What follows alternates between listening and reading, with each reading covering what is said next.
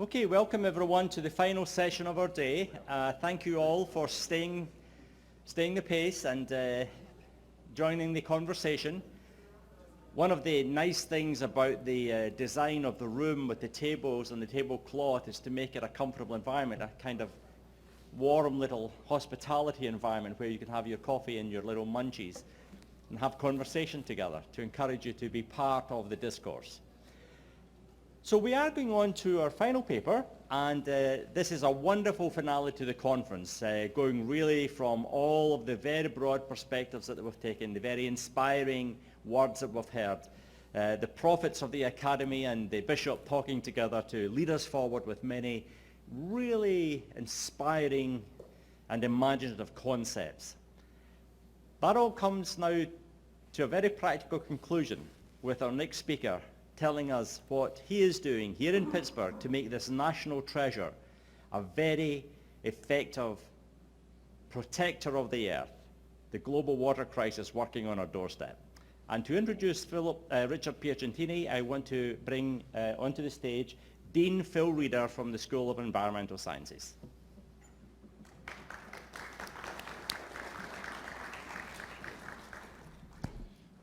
Thank you.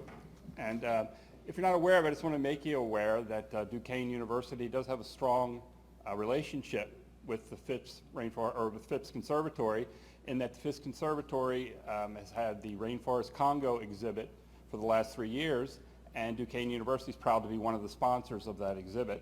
So that's really the first real thing that we've cooperated with the Phipps Conservatory on, and we hope that it's one of many things going into the future. So since 1994, Richard Piacentini has led Phipps Conservatory and Botanical Gardens' green transformation of its facilities and operations, including the first LEED certified visitor center in a public garden, the first LEED greenhouses. If you're not familiar with LEED, LEED stands for Leadership in Energy and Environmental Design, and it is a rating system devised by the United States Green Building Council to evaluate the environmental performance of a building and encourage market transformation towards sustainability design.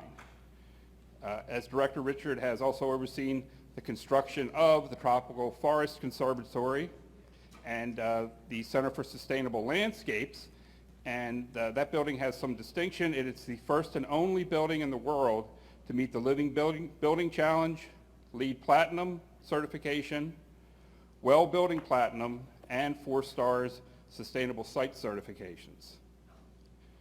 Richard's interests lie at the intersection between the built and natural environments, particularly as it relates to human and environmental wellness. He's past chair of the board of International Living Future Institute, is past president and treasurer of the American Public Gardens Association, and is a recipient of International Living Future Institute's and U.S. Green Building Council Leadership Awards. Carnegie Science Center Environmental and Catalyst Awards as well, and Distinguished Alumni Awards from the University of Connecticut, where he received an MS degree in botany, and the University of Rhode Island, where he received a BS degree in pharmacy. He also holds an MBA from Virginia Commonwealth University. Today, Richard's presentation is titled Exploring Sustainable Water Conservation Strategies in a Living Building. Richard Piacentini.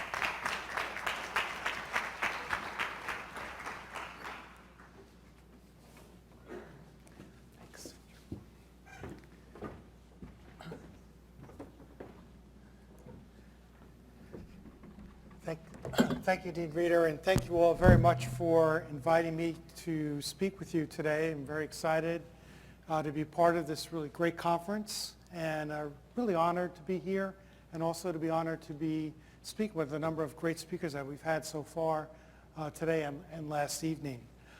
I want to follow up a little bit on what Rachel talked about, this idea of our relationship with nature. I want to do it in a little bit different way. And then after I talk a little bit about some of the problems, you all know we have a few problems out there, right? I want to focus on some solutions that I think that we should all be thinking about.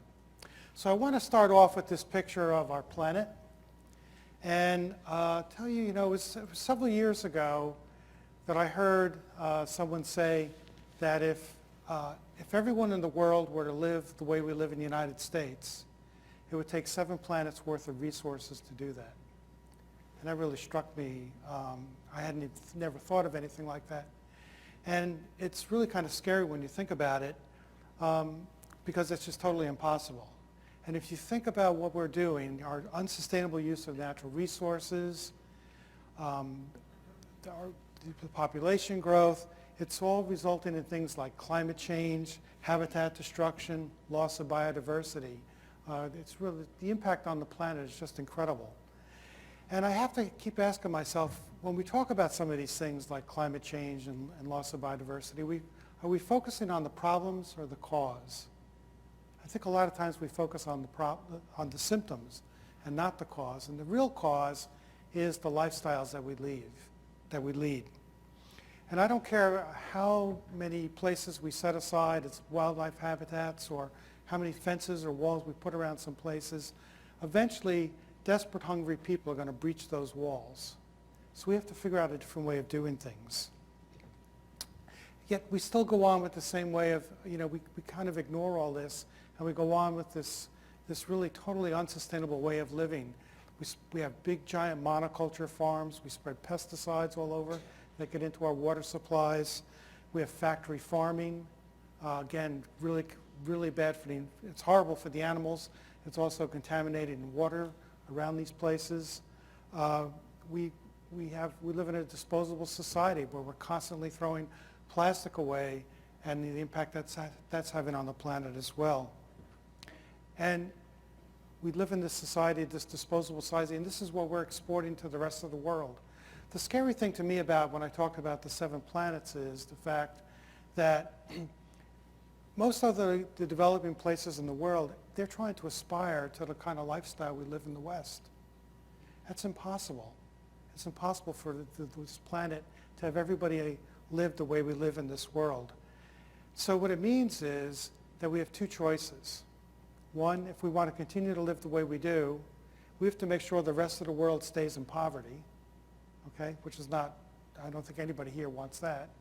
Or a better choice is to start figuring out how can we live in a much more sustainable way.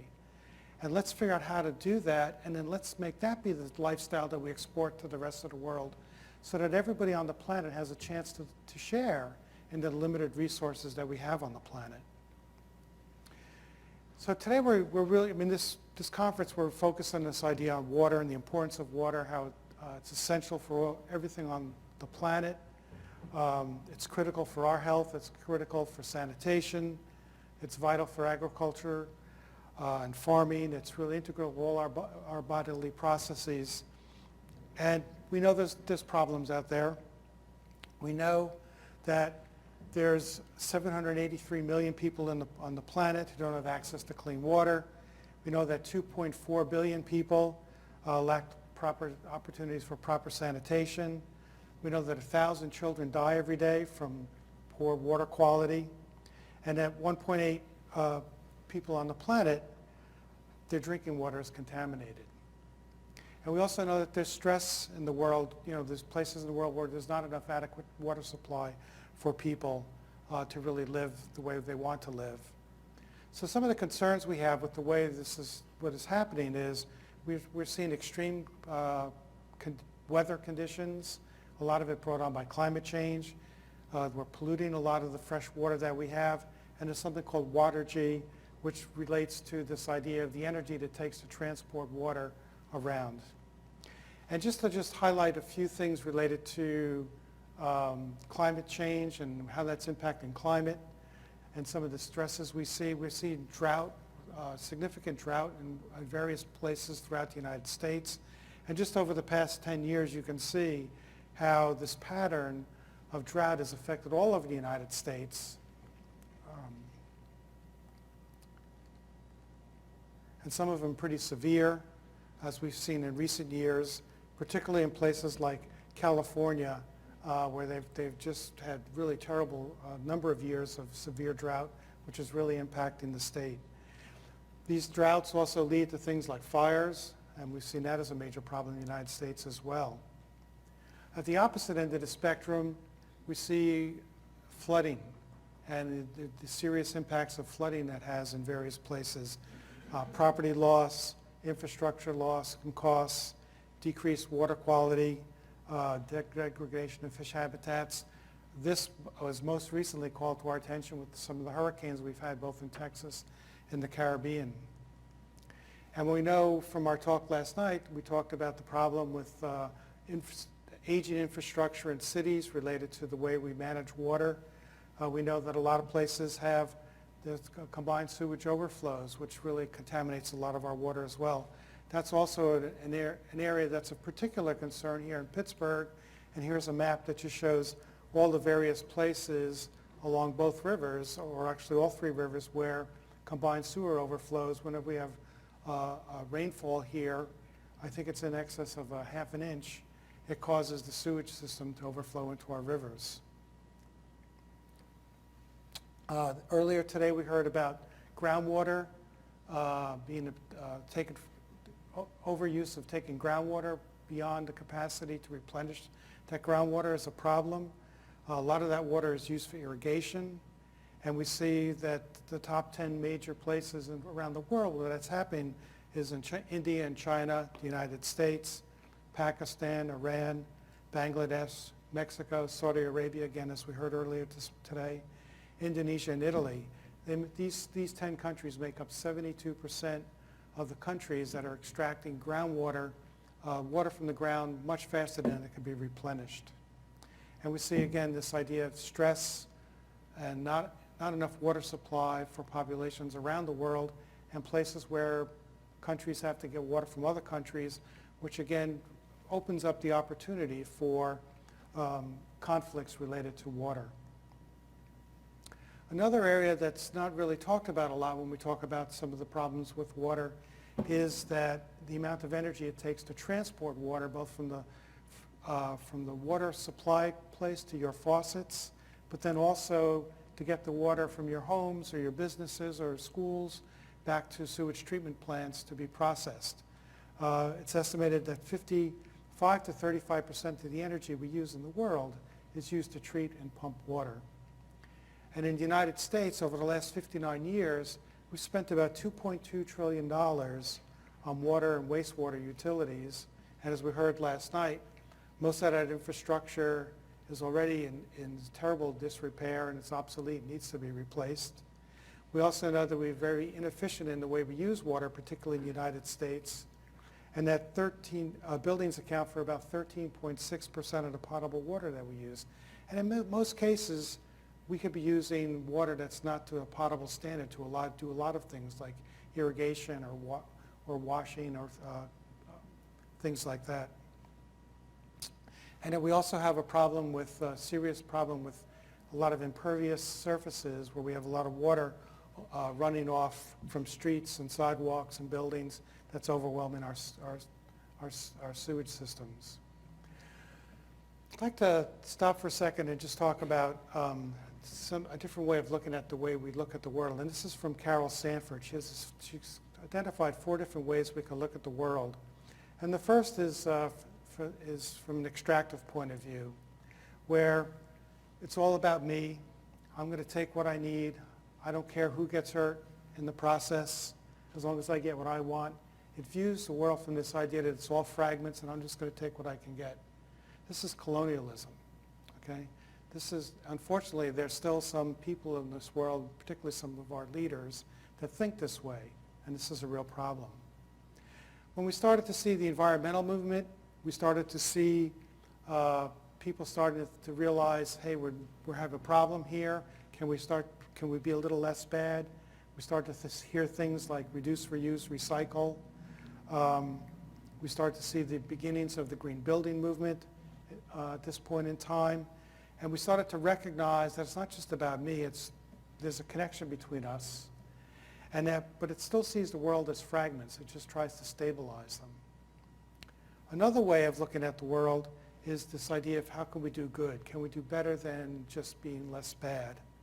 And starts to look at the world, think about reciprocity.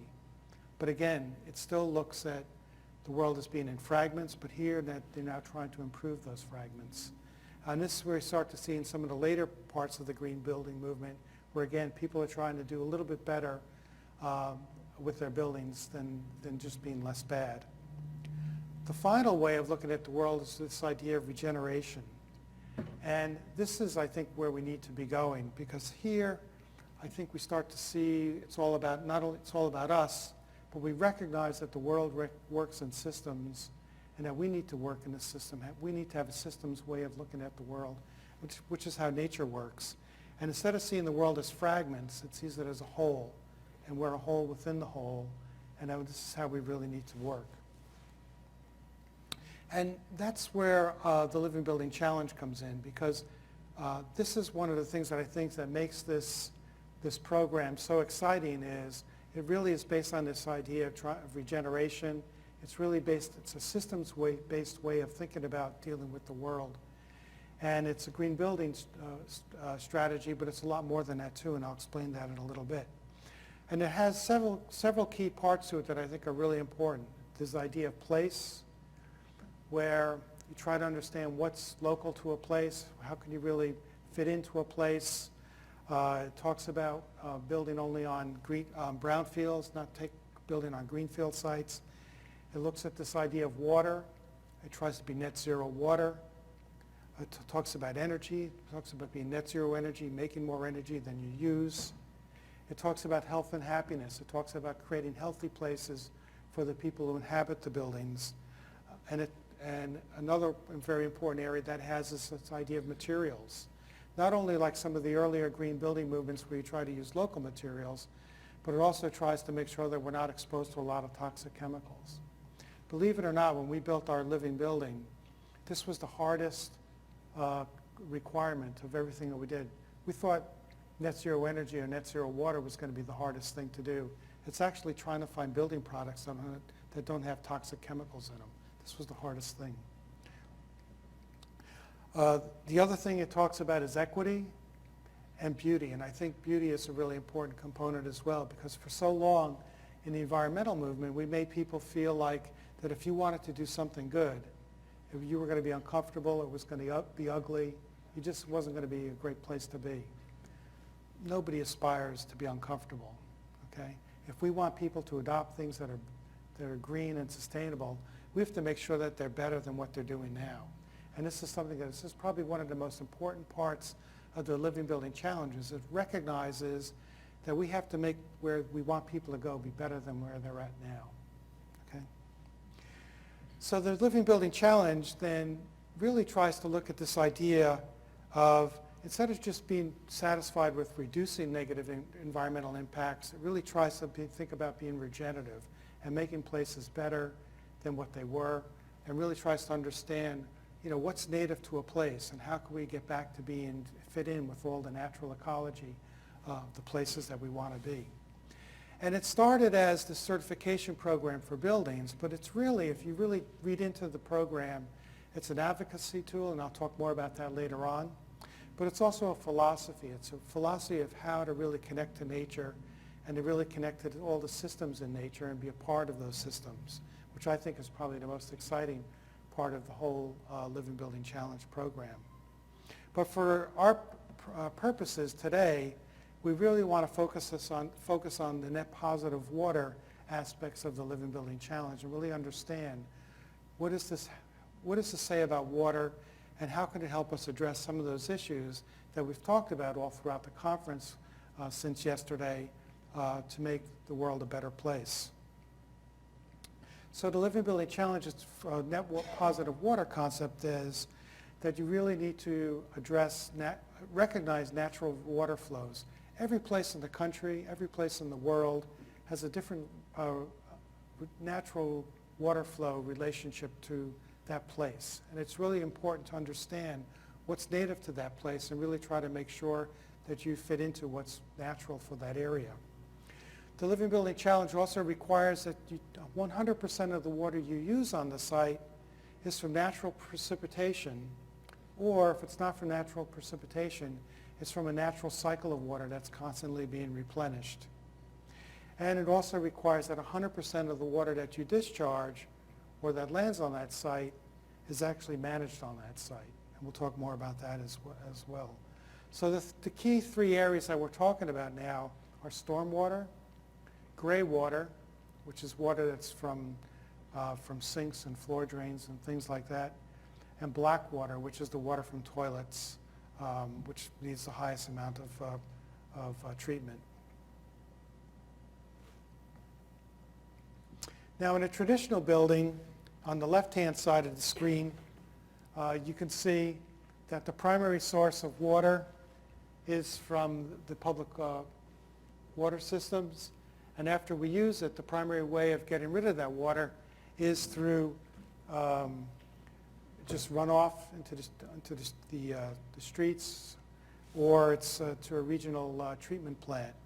In the Living Building Challenge way of thinking about this, as you see on the right-hand side, most of the water comes from rainwater or some type of cyclical water capture. And after we use that water, we actually figure out ways to reuse it within the space. And then instead of going to a regional treatment plant, that water goes to wetlands or some other natural way of being disposed of on site, infiltration, reuse for irrigation or things like that. So when we get into looking at how do we manage the water in the Living Building Challenge, again, the important thing is to really understand what's natural to that site and to make sure whatever you do fits into the natural hydrology of the site. And you start to think about what are some low impact ways that you can deal with some of the water, particularly storm water, and using things like pervious pavement, using a lot of bioretention areas or rain gardens, looking at the way you manage your soil, things like that. And it also takes a look at our various ways of capturing water for reuse on site. So there are a lot of collection strategies. It could be rainwater harvesting, it could be condensate, it could be reclaimed water, figuring out ways to use reclaimed water. And some of the treatment options that we'll talk about are things like simple filtration systems. There's reverse osmosis and different types of membrane systems for filtering water. Things like charcoal filters. And then UV light, which can help take care of pathogens that can be located in the water. An example of one Living Building Challenge building that's accomplished something like this is the Hawaii Prep Academy, where they collect condensate to use for for their drinking water and for non-potable uses. And you can see over a course of a year, the blue represents the amount of water they use, but the gray represents the amount of water that they've been able to collect. And over the course of a full year, they've been able to collect and purify and clean enough water to satisfy all their potable water needs. When we talk about taking care of black water or sanitary water, this is how we used to deal with sanitary waste, just spreading it directly on the fields. And we know from history that this has not been a good thing. We've had a lot of diseases that have been directly related to poor sanitation. So starting in the 1800s, early 1900s, we had a massive effort to collect sanitary waste. A lot of the sanitary systems that we have in this country now go back to early 1900s. To create these centralized places for bringing all that sewage so that it could be treated before it's released back primarily into rivers. And the environmental impacts of these things are high, and again, because a lot of times they used both combined and sanitary sewers, we know that we have a lot of the problems that we have today with combined sewage overflows. These systems are also very expensive to build, they're very expensive to repair, and they're very expensive to operate. So the Living Building Challenge asks, is there some kind of middle path that we could take instead of just throwing the waste on the fields or just sending it all to a major central sewage treatment plant? Is there some middle ground that we could take?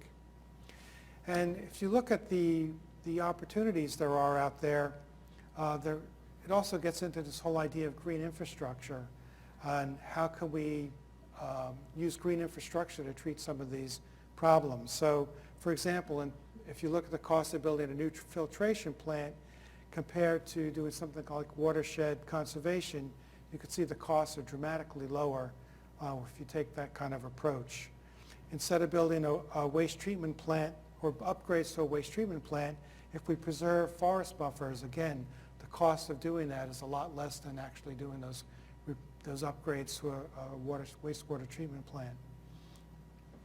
And if we look at conventional wastewater treatment compared to preserving wetlands, again, the cost of green infrastructure is substantially lower than some of these systems that we've been using for over the past 100 years.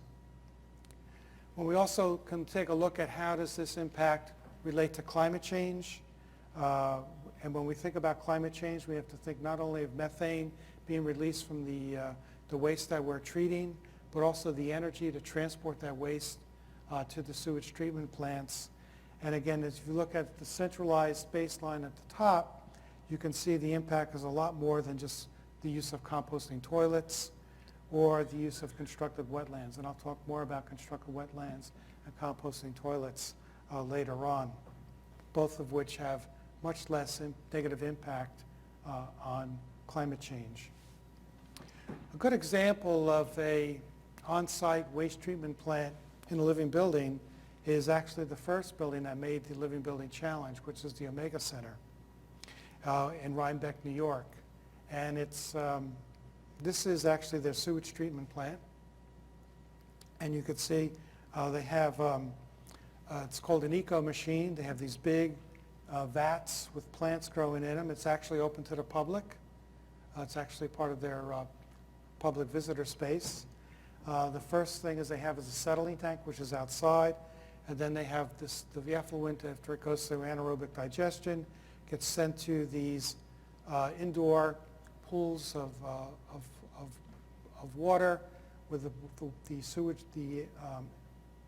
the effluent gets passed through here. The plants and the bacteria growing on the plants cleans the water. It's all done through gravity. And then it goes outside where again it goes through this other process, these aeration lagoons, and then finally it gets discharged back into the ground. The Omega water treatment plant can handle about 52,000 gallons a day of treating the water that they use at this campus. Another example is at the Birchie School in Seattle, Washington, where they actually celebrate wastewater. Here the rainwater actually goes through this indoor stream through the classroom. It's covered with glass, so kids can see how the water flows from the rain through the building into the indoor collection areas. They also created this green wall that they could use as a final treatment for gray water and black water that's cleaned in the building, and that water, after it goes through this wall, it can then be used for irrigation. They also make use of a composting toilet in this classroom, so it's not connected to the sewer system in Seattle. They're using a Phoenix composting toilet, and that they can actually process the waste from this toilet and use that for the humus for fertilizer in their gardens. They had a really interesting story when they first opened this building. They were really surprised at how the amount of waste that was going in the composting toilet was far exceeded whatever they expected in all their calculations. And what they found out was that all the kids, when they came there, wanted to use the toilet. So they were holding it till they got there. And so they could all get a chance to use the composting toilet. So they were really going way overboard on what they expected. So they finally, after that initial thrill was over, the composting toilet was able to keep up with what was normal, when it was predicted to happen. So we also at FIPS follow the Living Building Challenge, and I won't go into all the different strategies we use to address things like the net zero energy, or the materials pedal, or some of the other things related to health. But I really want to focus on some of the net positive water issues that we have. But I want to give you a little bit of a context, a little bit of a historical context of what FIPS is, who FIPS is, what we're doing, and how we got into this whole green building movement, and what the impact has been on us. So in order to do that, I have to go back and tell you a little bit about the history of the facility. The conservatory opened in 1893. It was a gift to the city of Pittsburgh by Henry Phipps, who was one of Andrew Carnegie's partners in the steel business. And it's really important to understand the context of what people thought about back then, or what was the mindset of people back in the late 1800s. Back then, people thought there was no limit to the amount of pollution we could produce. They thought there was no limit to the amount of natural resources we could use or how we disposed of any of the pollution we produced. And of course, now we know that this isn't the way to deal with that. We really need to come up with a much better way of figuring out how to address all the pollution that we're producing. But again, that's the context that the conservatory opened under. And it was run by the city of Pittsburgh for 100 years. And during that time, it got quite a regional reputation for doing these spectacular flower shows. And then in the early 1990s, 1993 to be exact, the city realized they can no longer afford to run the conservatory, so they spun it off to a nonprofit organization. And when we took over, we started to focus on trying to figure out how can we make this organization survive, how can we address some of the dilapidated facilities that we had, how can we make sure that this really incredible facility for the city can continue to grow and prosper. And we settled on a three-phase master plan to do that. That was primarily focused initially on improving visitor amenities, but also it was focused on replacing a lot of the facilities that were worn out. You can imagine before the city decided to spin this organization off to a nonprofit, there was a lot of deferred maintenance that we had to deal with. So we split it up into a three-phase master plan. Phase one was to replace the old visitor center with a new visitor center that would have a gift shop, it would have a cafe, it would have a lot of things that people expect to see in a visitor center these days. The second phase was going to be to replace the old production greenhouses with new greenhouses and a new conservatory space, because we needed to do something to increase the visitor stay time if we wanted to attract visitors from out of town. And the third phase would be to build our new Education and Research Administration Center, which we figure would be placed on the old Public Works yard behind the campus. So when we started this project then, this is in the late 1990s, this is when LEED was first coming out. And we spoke to an architect, his name was Bill McDonough, who at that time was one of the more famous of the green building architects. And he told us about this new thing called LEED. We'd never heard of LEED. Of course, Dean Reeder told you a little bit about that already, that this is now the most popular green building rating system in the country. But back then, nobody heard about it. We hadn't heard about it. He started telling us how buildings produce so much of they use so much of the energy and produce so much of the pollution in this country. And we said, well, we care about the environment. Why shouldn't our buildings reflect our values? So we decided to go for LEED certification in our Welcome Center. And when we opened it in March of 2005, it turned out it was the first LEED certified visitor in a public garden. We got pretty excited about that. But something very important happened in the process of building that space. As we got into the process of doing the design and doing the building, we really got intrigued with this whole idea of LEED and trying to understand why are they asking us to do all this bad energy? Why are they asking to do think about all these things related to water? Why are they asking us to think about all these things about materials and why they want all your materials to come from within 500 miles of wherever you're building the building? So we're really digging in deep into this now, really trying to understand this. And I remember walking into the cafe one morning when they were installing these gray tiles in the floor. And I noticed when the worker was taking the tiles out of the box, I noticed on the box it said it was made in Turkey. I was really surprised. So I called up one of the people on the project and I said, hey, why are we using tile from Turkey? I thought we're supposed to use local materials. You know what he said? He said, oh, we already got that point. I was like, wait a minute. We're not doing this just to get the points, and as soon as we get the points, we can go back to the old way of doing things. We're doing this because we think it's the right thing to do. And I have to tell you, that tile incident was probably the most important thing that's happened to the conservatory and setting the direction of where we've been going ever since that time. Because it was at that point we said, you know what? We're going to do things because we think they're right. Whether doesn't matter if we got all the points, we're going to keep doing them.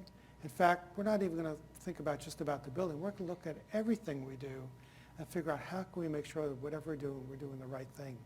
And it really set us on this journey that has been an incredible journey ever since 2005. We started with looking at making sure that all the energy that we use on our entire campus was from renewable energy sources. We started to do things like get rid of all the toxic pesticides. We just got rid of all the plastic disposable serviceware in our cafe. We got rid of bottled water. We don't even sell soda in our conservatory anymore. We started to look at things like the food, where we're getting our food, how it's being produced. In 2015, we decided we needed to divest from fossil fuels from all our investments. And this past summer, we also adopted a very broad, socially responsible investment strategy for all our investments. All of this was the result of that tile and really setting us off thinking about everything that we do. It's been incredible. Well, as part of that whole three-phase master planning process, the second thing we were working on was our greenhouses. And we were told at the time you can't get a greenhouse LEED certified, but we decided to say, well, let's see if we can make them be as efficient as we can. Well, it turns out after we opened them, we said, these things are pretty incredible. Why don't we see if we can get them certified under the existing buildings program? And we did. And we got them certified at Platinum, which is the highest level you can get in LEED certification. And they were, and they still are, the only greenhouses ever to get LEED certified. Also in that same year, in 2006, we opened our Tropical Forest Conservatory. And during the process of constructing that building, we decided to do a lot of things to make the building be more energy efficient.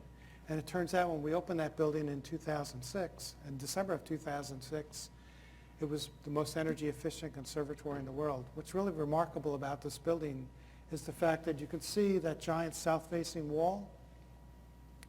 This building is 100% passively cooled. It never gets hotter inside than outside, and it has no greenhouse effect, and it uses no energy to stay cool. It's a really remarkable space. Our board got so excited about some of these green building things that we were doing that in 2007, they decided to change our mission statement to say that we wanted to include advanced sustainability and worldwide biodiversity through action and research in our mission statement. So that's now part of our DNA at Phipps, is to really be sustainable and to do things as sustainably as we can.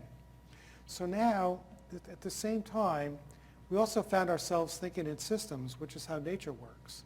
And we try to look at how everything we do related to beauty, plants, people, health, and planet are all connected. We try to show these connections in everything that we do. And it was at that time we heard about the Living Building Challenge, which is this new way of looking at interacting with the world. And we got very excited about this, and we decided that we wanted to pursue that for our next building, which was the Center for Sustainable Landscapes. And this was the site that we decided we were going to put this building on. Again, it's the old Public Works yard that was behind the conservatory. It was a giant paved parking lot with an old Public Works building. It was also a brownfield site, had a lot of contamination from leaking fuel tanks. And this is the area that we decided to do this building. And we opened the Center for Sustainable Landscapes. We finished this building in December of 2012. And as Dean Reeder said earlier, not only is it one of the first buildings to get the Living Building Challenge, but it also got LEED Platinum, which is their highest level of certification. It's the first building ever to get Platinum Well Building certified, which is how buildings affect human health. And it was the first and only building ever to get sustainable 4-star sustainable site certification, which is their highest level of certification. That's how buildings relate to landscapes. And it also was certified as a net zero energy building. Got all 5 certifications. The only building in the world still to simultaneously gotten all those certifications. And I'm not even aware of any other building that's even tried to do all of those in one place. You know about Living Building Challenge, we talked about that. I'm sure you know a lot about LEED certification. 2 new ones that I think are really important to recognize are the Sustainable Sites Initiative, which again looks at landscapes, and it creates a rating system similar to LEED to make sure you're here really honoring this whole idea of ecosystem services. And there's also the Well Building Certification Program, which really looks at how do buildings affect human health. And it's a really comprehensive program that looks at all aspects of how our building, how buildings can impact all the different bodily systems that we have. I want to talk a little bit about water and how it's how we manage water on the site. We have for our sanitary water, we collect water from toilets. It goes through a settling tank. Then from there it gets pumped through constructed wetlands where the plants clean the water. And then from there it gets pumped through 4 sand filters. The sand filters does the final processing of the water from the wetlands. And then from there it gets pumped to another settling tank where it's run by a UV light to kill any pathogens. And then we're able to send that water back up to be flushed the toilets over again. And if there's any excess water from that system, we could send it to 2 of old fuel tanks that were left on the site, 2 12,000-gallon fuel tanks that we can use to store this water until we have an opportunity to process it through the wetlands and clean the water. But essentially, the water from the toilets in the Center for Sustainable Landscapes, it's a closed-loop system. It just gets flushed, gets cleaned, gets flushed, gets cleaned. It just keeps going around in a loop. And it's been doing that for 4 years now. Some of the things to recognize in here, it takes 2 constructed wetland cells, the buried sand filters, and we can handle up to 487 gallons of water a day with this system. Just to show you the construction of the system and how it was put together. In the center of the picture, you can see the forms being set before they pour the concrete. Here you can see the concrete poured for the 2 constructed wetlands. Again, what we're trying to do here is mimic what happens in nature. Wetlands are incredibly effective places for processing or cleaning water, and here we're trying to do it in a very small contained space. Here you can also see after the concrete's poured, we've insulated those wetlands so that these things can function during the wintertime. They're lined with rubber, then filled with a medium for growing the plants, and then finally they're planted, and this is what it looks like now. There's cattails and rushes and other plants that are really effective in cleaning the water and also provide a great habitat for microbes on the plants. Those microbes are really important because during the wintertime, when these plants are dormant, we need to be able to continue to process the water through those plants and clean the water. And the microbes that are in this area, because it's insulated, continue to work all throughout the winter. The system also relies on 4 sand filters for the final cleaning and polishing of the water. Here you can see some of the trenches that were built. There were 4 of these that run the whole length of the building. They're lined with rubber. The sand that gets placed in and sealed up, and then it's planted, and you can see that there's 4 sets of sand filters on either side of this alea trees that run the whole length of the building. The system also relies on UV light, because UV light is great for killing pathogens. And here you can see the water is stored in a 1,700-gallon cistern, and from there it's run through past this UV light.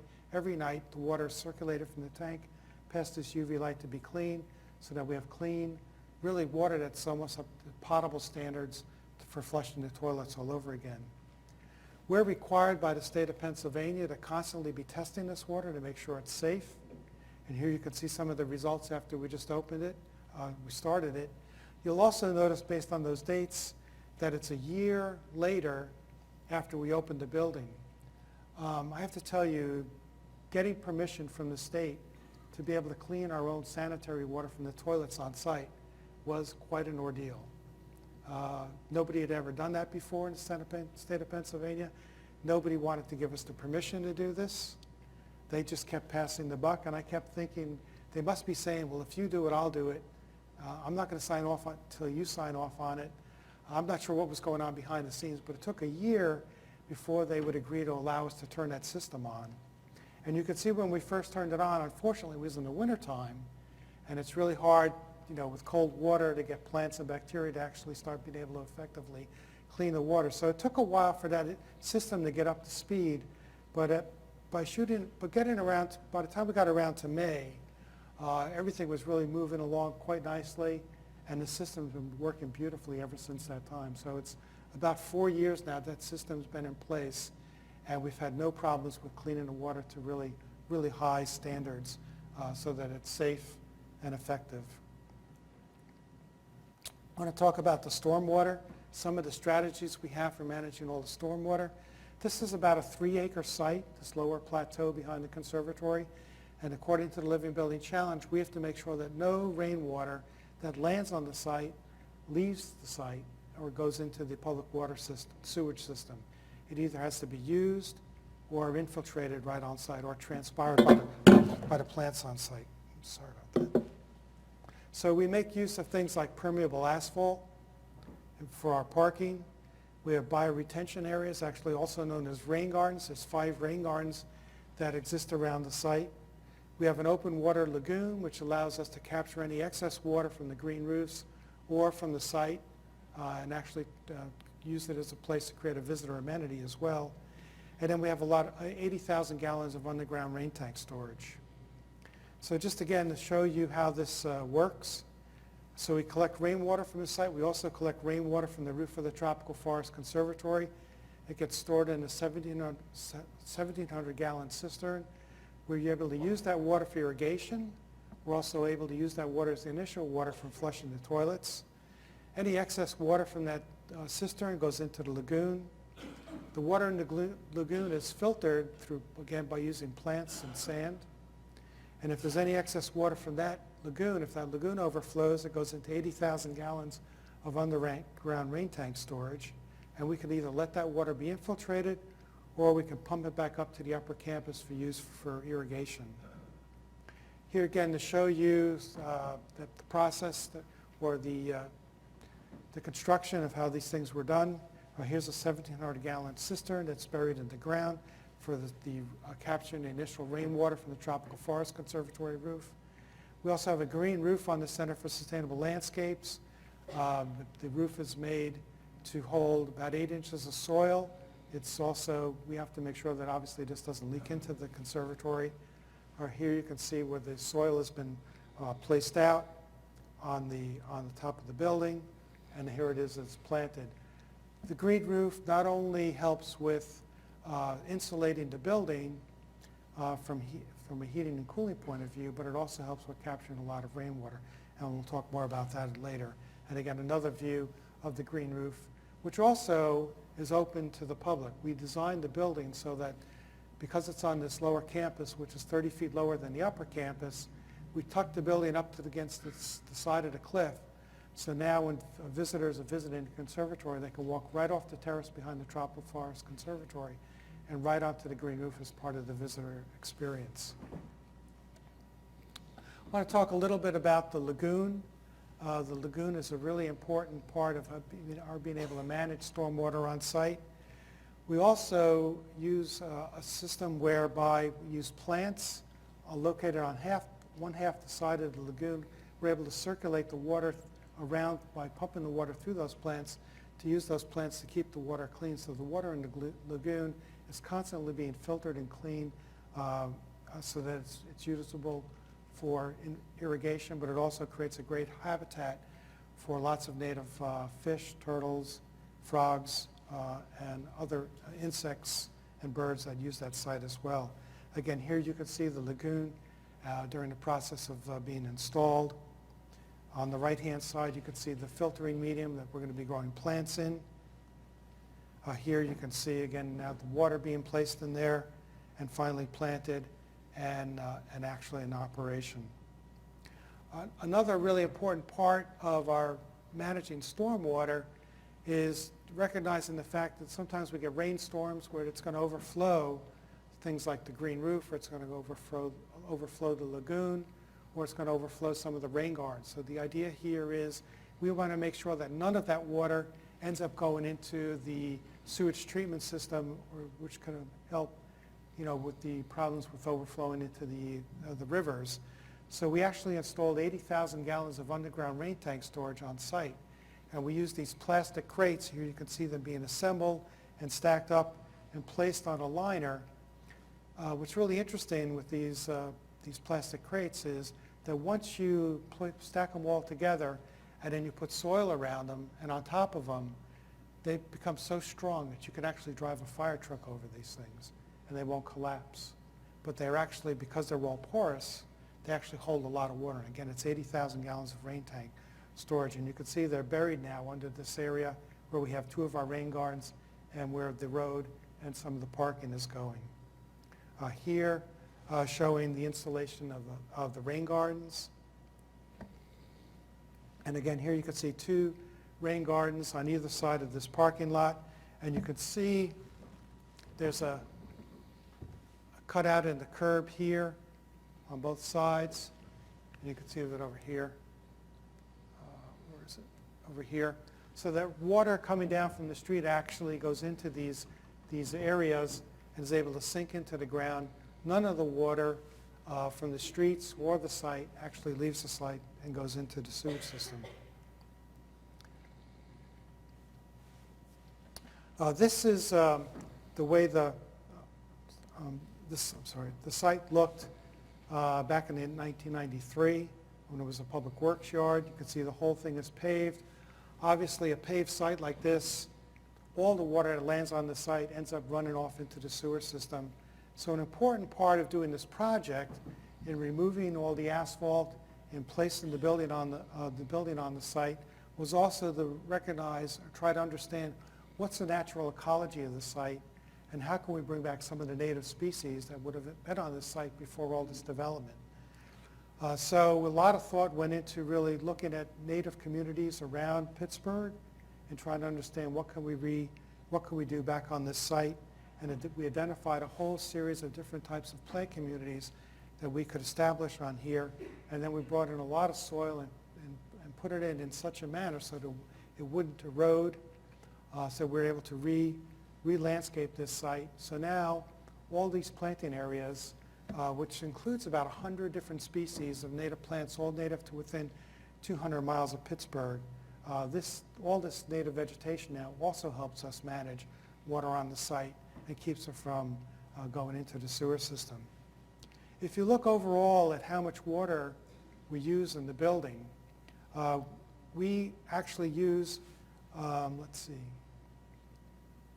about 110,000 gallons of water in the building each year. Now in a typical building, that 110,000 gallons of water would have come from PWSA, would have come from the turn it on the tap, and it would have been used for flushing the toilets, it would have been used for drinking, it would have been used for irrigation. But in our case, we were able to use 79,000 gallons worth of water is actually the recycled water from the toilets, so that we're not using any potable water there. 10,900 gallons is actually captured rainwater that we're able to use for irrigation, and only 18,000 gallons of water is from PWSA. Okay. Now I also have to tell you, the Living Building Challenge, to fully comply with the Living Building Challenge, you're also supposed to make all your own drinking water. You're not supposed to use any potable water from a municipal source. Unfortunately, the laws in the state and actually federal don't allow us to make our own drinking water. We'd have to become a public water utility in order to make our own drinking water, which is just impossible for an organization like us to do. So we were able to get an exemption to use potable water just for drinking. Can't use it for irrigation or mopping floors or anything like that. But I will say, we actually clean enough water on site to potable standards so that if we could drink it, we could meet this standard. And we actually clean rainwater that we collect off the seed classroom. We filter it, we treat it with UV, and it's actually it's cleaner than the water we get from PWSA. We're just not allowed to drink it. So we're forced to drink the PWSA water, even though the water we're making is actually cleaner than what we're getting from the tap. But that's just the way the laws are right now. Okay? So we're very focused on this idea of really trying to understand how is it working, can we monitor it, can we help be advocates for making some changes in some of the laws, and I'll tell you a little bit about that. So we have a lot of monitoring stations around the site, both on the roof and in the rain gardens. We've been able to document that, you know, how those green roofs are working. We have sensors in all of these, on all these areas. We have been able to show that we've been able to capture in 80 to almost 90% of the rainwater that lands on the site has been able to capture by the green roof, and any of the water that exceeds that limit goes into the lagoon. So again, none of that water is leaving the site. The red, by the way, is when we had snow, and it's really hard to measure, so that's why that's red. And again, here you can see some of the detail that we're able to get related to how we're monitoring, how effective these systems are. And you can see these spikes were when we had some significant rain events. Again, the blue shows we were able to capture most of that water, and the little bits of red are when that overflowed and went into the stormwater lagoon.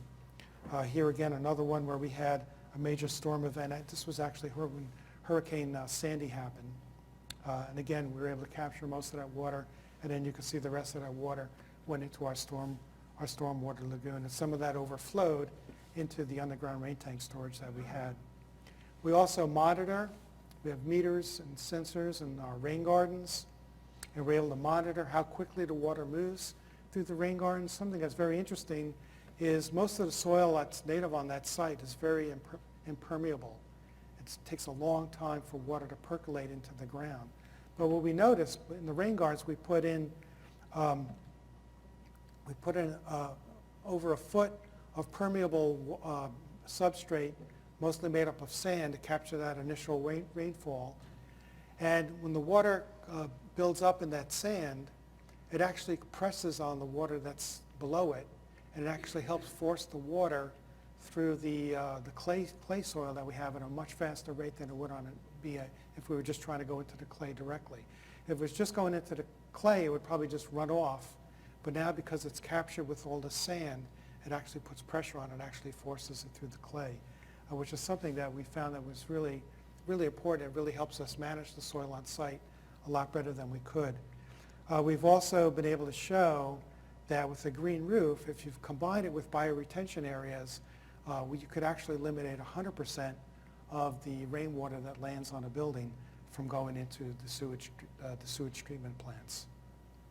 Again, here, looking at some statistics related to stormwater, what's really interesting, we designed our systems to be able to handle a 5-year storm. That's what the requirement was for the Living Building Challenge when we had the Living Building Challenge. We've actually come close to managing a 100-year storm on site. I mentioned that when we had Hurricane Sandy, we actually exceeded a 50-year storm average. We were able to manage 4.5 inches of rain in 24 hours with none of that water leaving the site. And in our 5 rain gardens, we've never seen it overflow. There's been no ponding and no overflow. So we've managed in 5 years now. Not a single drop of rainwater has left the site. I think a really good example of some of the strategies that we should be doing in Pittsburgh to manage the combined sewer overflows we have, and to really advocate for the importance of green infrastructure and some of the things that we can be doing. Again, we manage 85% on average. All the rainfall that lands on our roof is managed by the green roof. The lagoon is also really important in helping us managing stormwater. We collect about 243 gallons of stormwater from the roof of the Tropical Conservatory each year. That goes in that 1,700-gallon cistern that we could use for irrigation. If that overflows, it goes in the lagoon. The lagoon holds 70,000 gallons of water. And again, we're also able to clean that on a regular basis. In 2013, just to give you an idea of overall how well this whole system is managing, the CSL site, which is that 3-acre site on the lower level, we had about 3.1 million gallons of water, rainwater, land on that site. All of that was managed on site, including the water from the Tropical Forest Conservatory roof and the Exhibit Staging Center roof. So a total of 3.6 million gallons of water in 1 year that was kept on site and didn't go to Alcosan and didn't go into the combined sewer overflow problem. Talk a little bit about performance related to the Actually, I want to jump to advocacy. One of the things that we're really interested in is seeing if we could change some of the laws in the state of Pennsylvania. We've done a number of different research projects, some of them which have provided us with a lot of good evidence. I mentioned the fact that we've demonstrated that we can clean rainwater to a higher standard than the water that we're getting from the tap. We've also been able to demonstrate that we can clean the black water and gray water to highly potable standards as well. Interesting thing, the state of Pennsylvania doesn't recognize gray water. As far as the state of Pennsylvania is concerned, there's potable water and there's black water. There's nothing in between. So we're actually trying to advocate now for getting the laws changed in the state of Pennsylvania to allow people to be able to treat gray water and use it on site. And we're getting pretty close to that. Hopefully we'll be able to do that. This shows you some of the states that allow you to use gray water right now. And we're trying to use what they've done in these states as a model for what we could be doing in Pittsburgh. We're all set to be able to use gray water. We actually have our wall set up. We're not allowed to use this great green wall. I showed you this in the school in Seattle where they're actually using it to clean some of the gray water and black water. Right now in Pennsylvania, we can't use this, but we're ready. Another thing by the importance of doing research is that it allows us to recognize things that the performance of some of these spaces. One of the things that we learned from a study that was done by the University of Pittsburgh is that our constructed wetland was giving off a lot of methane. Methane is one of the worst greenhouse gases for leading to climate change. So we found, after we discovered this, we also learned that if we aerated the water in those tanks, we could significantly reduce the amount of methane that's being released. So we've been doing that, and we've completely reduced that to incredibly low levels. Another building that we put on the campus is called the Seed Classroom. It's a modular classroom designed to meet the Living Building Challenge. So again, here's a building that's going to be net zero energy, net zero water, no toxic materials. And we put this in, it opened in the spring of 2015. In this picture, by the way, you can see on the left-hand side the rainwater tank for collecting rainwater off the roof. You can see the filters, those two little blue things in the center. There's also a UV light there. We can clean that rainwater to potable standards, but we can't drink it. Okay, so we use that water for flushing the toilet in this building. When we originally designed this building, we wanted to put a composting toilet in there. And what we found out is that the city of Pittsburgh would not allow us to put a composting toilet in this building because there was this 1911 privy law that the city had that outlaws outhouses, and it also, in this particular case, it pertained to composting toilets, so we told we couldn't do it. So we ended up having to connect our Seed Classroom to our existing constructed wetland. But we were undaunted. We decided, we need to figure out how can we get the city of Pittsburgh to recognize a composting toilet. So we really got involved in trying to help the city write an ordinance to allow composting toilets.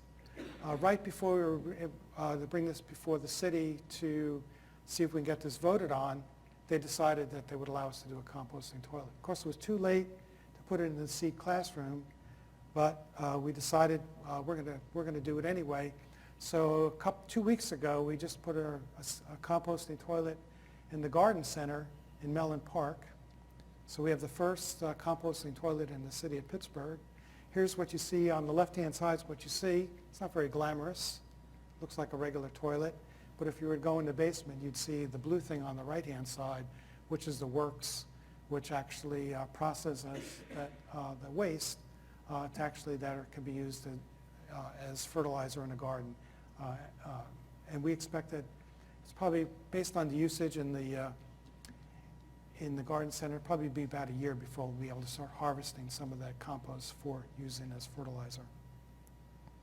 Our exhibit staging center is the other building on the lower campus that we're in the process of renovating to meet Living Building Challenge standards. And we just started construction on that. It should finish about a year from now. And again, what we're trying to do is meet the Living Building Challenge. So again, we want to treat all the sanitary water from that building. So again, we're going to be using the existing constructed wetland we have. Right now, we're getting about 250 gallons a day from the Center for Sustainable Landscapes. We get a little bit less than 10 gallons per day from the seed classroom. And we estimate that we'll get about 150 gallons a day of sanitary waste from the new exhibit staging center. All of this can be handled by that small little constructed wetland that I showed you in some of the earlier pictures. So all three buildings on this lower campus will have all their sanitary water treated right on site. None of it going to Alcosan for treatment. And again, here you can see an aerial view of some of those buildings on the lower campus right now. It's been a really incredible journey for us in looking at how can we figure out how can we make our buildings be more sustainable, how can we really figure out how to work with nature. I'd also like to, I know a number of our speakers earlier today talked about Laudato Si, the work of Pope Francis. I'd like to echo how inspirational that work is and how important that work is in getting people to recognize that we need to really redefine our connections and our relationship with nature. One other point that I thought was really important, in addition to this idea of really recognizing our relationship with nature, another thing that I really thought was really important that Pope Francis said is that we really need to start thinking about our future generations. This is something that's really important. And I think what's really important for us, all of us, to recognize is that we can't keep going on with status quo. It's not going to work. We have to completely change direction. And I invite all of you to join me in thinking about what can we do individually in each of our lives to change our relationship with nature, to change the way we live. You know, how can we start modeling behaviors that more fit into the natural systems? And how can we encourage all the organizations and people that we come in contact to think about changing as well? We talked a lot about water. We had a lot of our speakers talk about water from a lot of different points of view. Let's start in last night and through today. All of these are very important. And I would like to end my presentation to you today by talking about the fact that I think the Living Building Challenge, which is something that we adopted at FIPS, first as a certification system because we thought it was really great the way it makes us think in systems, which is how nature works, but also as a way of thinking for advocacy and also as a philosophy and helping us really think about how we do everything, whether it be our buildings or our operations or our programs. You know, this is a really good tool, and I would encourage all of you to look into it and see how various aspects of it can maybe relate to the things that you're doing in helping you to achieve a more sustainable way of interacting with the world. And I'd like to go back again to where I started with this idea about, you know, we have to change because the only way we can continue to live the way we're living is by keeping the rest of the world in poverty. And that's not something I know any of us want to do. We need to figure out a much more sustainable way of living so that we can make it possible, not that it's going to be easy, but we need to at least make it possible for everyone else on the planet to be able to share in the very limited resources we share here. So it starts with us figuring out a better way to live and actually doing it. And if we really care about, you know, equity, if we really care about social equity and social justice, then we need to really start acting like we care about it and really start making sure that our buildings and everything we're doing is creating the kind of lifestyle that we know that will allow everyone else on the planet to share in those kind of lifestyles as well. So thank you very much. You know, please join me and help move this forward.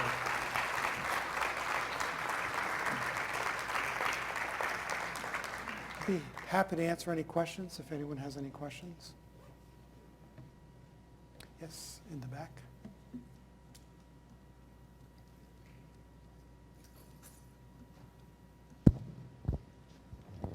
Thank you very much. That was really wonderful, and I'm already planning my trip back to Pittsburgh with my children so I can come to the conservatory. You've done such a beautiful job of looking at the water balance on your system. I wonder, right before you got to the composting toilet, I was going in my head, have they considered source separation, management of the nitrogen, carbon, phosphorus. And so my question to you is, or this is a project to consider, have you looked at the carbon, nitrogen, and phosphorus balances around your building as well? The other side of my life is on source separation of urine and urine-derived fertilizers, and so I'm curious about your fertilizer input, and kind of the balance that you're dealing with, including food and so forth, with your whole system. And moving to composting, you put the carbon, nitrogen, phosphorus together, which is fine, but there are other options to separate them and then manage them as your plants need them. Right. Those are two really good questions. I'd like to take the second one first, because we thought about this idea of urine harvesting, because it is a good way, it is a good fertilizer. We're weighing all these different options of which way to go. We decided not to pursue that. I'll probably do another building soon, and we probably will consider doing something like that. But the other thing, and it goes back to your first part of your question about the energy costs and the carbon, nitrogen. Well, the nutrient balance is what I was thinking, not just the energy, but the nutrient balance. Yeah. We actually had one of the studies that I mentioned that was done by the University of Pittsburgh was looking at the life cycle analysis of the constructed wetland, and they did look at things like the carbon and nitrogen and how all that impact.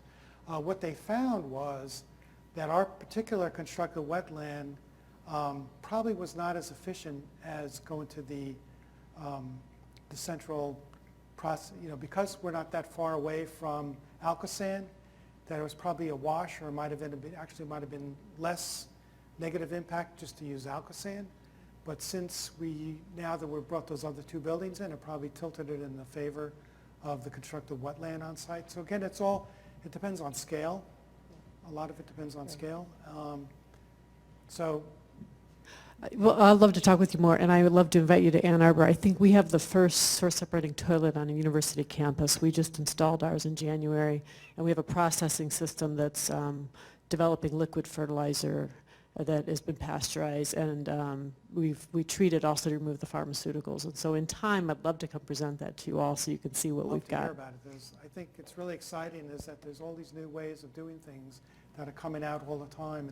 And one thing that I didn't mention that I actually did want to make sure that I finished my presentation on was that it's really important for us to recognize that we have the technology and the ability to do this now. This is not science fiction. This isn't, well, someday maybe we'll be able to. We can do buildings like this now. We could create the kind of places that are really going to create the planet that we want.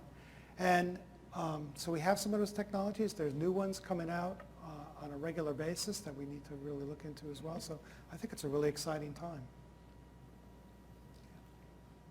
Other questions? Yes.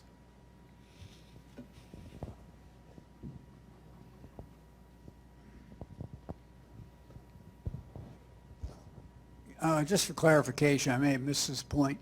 You had mentioned that Pennsylvania has potable water and black water regs, but no gray water. I noticed in my home state, Michigan, looks like the same way. If we have I see many states have gray water.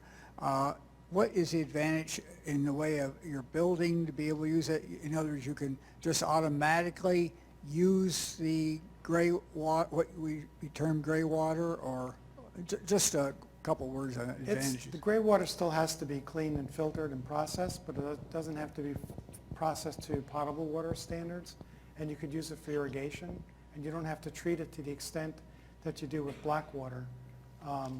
Black water is obviously the most intensive water that has to be treated. So gray water, if you had gray water, it'd be a lot less expensive and a lot easier to treat it, so that you could use it for things like irrigation.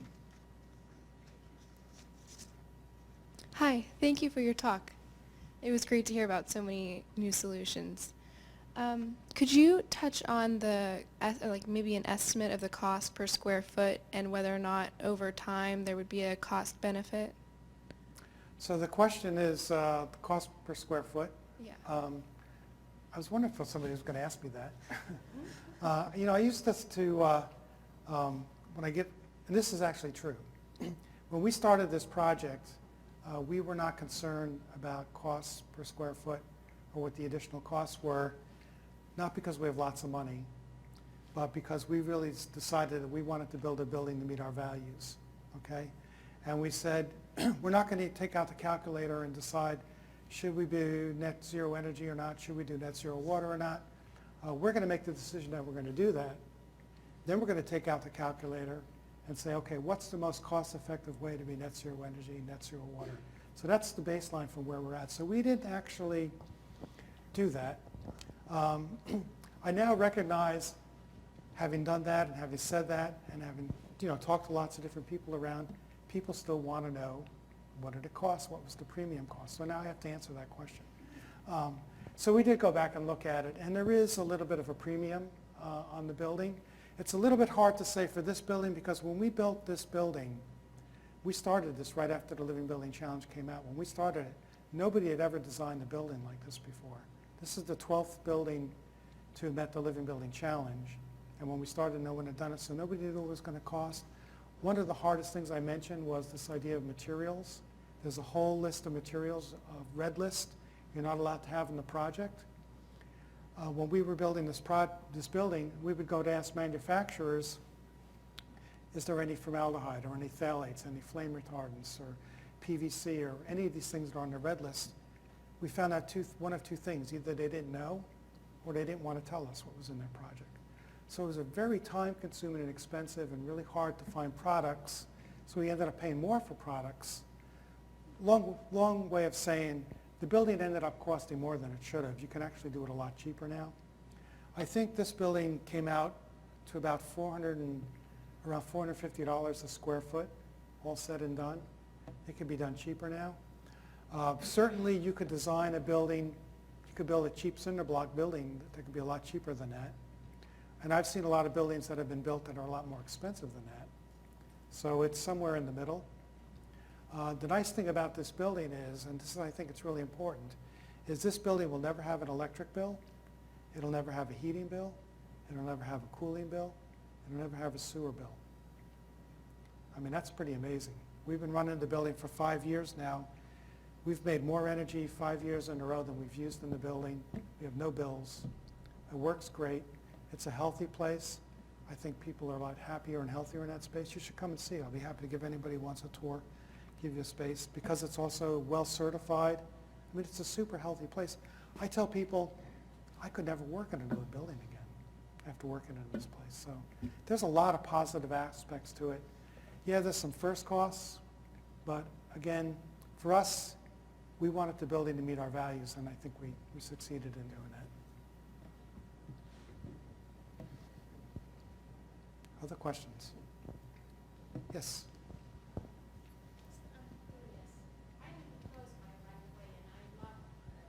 And my children love it.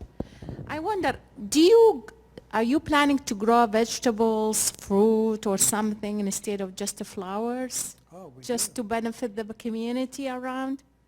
Well, we do. We have a tropical fruit and spice room that we grow a lot of fruits, tropical fruits that are used in our cafe. We have a green roof, a vegetable garden that we grow a lot of organic vegetables that are again used in our children's programs and our cooking programs and in our cafe.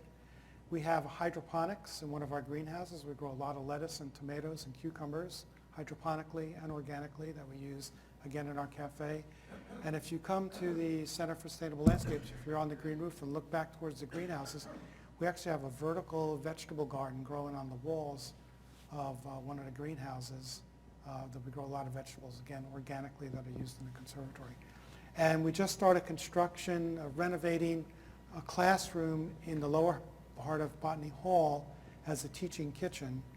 So probably starting next February, we're going to be doing a lot of programs teaching people how to cook healthy foods right at the conservatory. They'll be able to pick in the gardens and actually go in and cook them. I'm sorry? It won't always be free. We have to raise money. We do have a lot of programs where we get programs to help schools and things like that can't afford to come to the conservatory. So it's a combination. Right.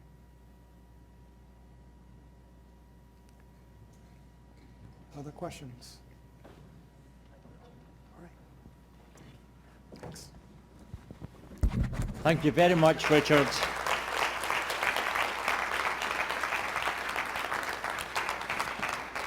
Utterly astounding. I promised you a wow, wow, wow factor to conclude the conference, and didn't Richard succeed superbly? Thank you very much indeed, Richard. And let me add to what Richard said, inspiring you to do something yourself. It's really important if you can leave this conference and do something yourself. Oh, by the way, someone did come up to me at the break and said, Dr. McGill, when you told us that the conference had a carbon-free footprint with the carbon offsets, 2 years ago you told us that inspired us to go and do an inquiry about our house. Our house is now a carbon-free footprint. So one person, one family in the community here in the audience has already done something very nice. So go please and do something very, very good for the future of our planet. Let me conclude now with a few words. It's been glorious working together. A very special word of thank you to all of the presenters for leading us on such an imaginative journey together. Thank you all.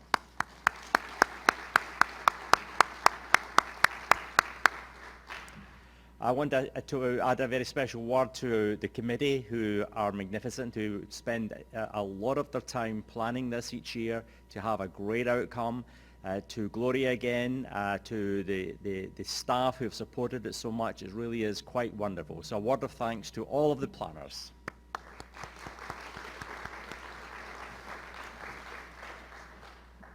This is a conference celebrating our spirit and mission. It really is an enormous honor to be leading this conference at a Catholic university, celebrating the spirit and mission that sponsors the university. We will continue to do this with great gusto. The Spiritans have inspired us forward in this journey. It will go on in perpetuity because this is an endowed conference, well deserving the Spiritans' ministry and reputation, and it's the mission that they give us is towards excellence and service, and we hope to continue to do that as we go forward.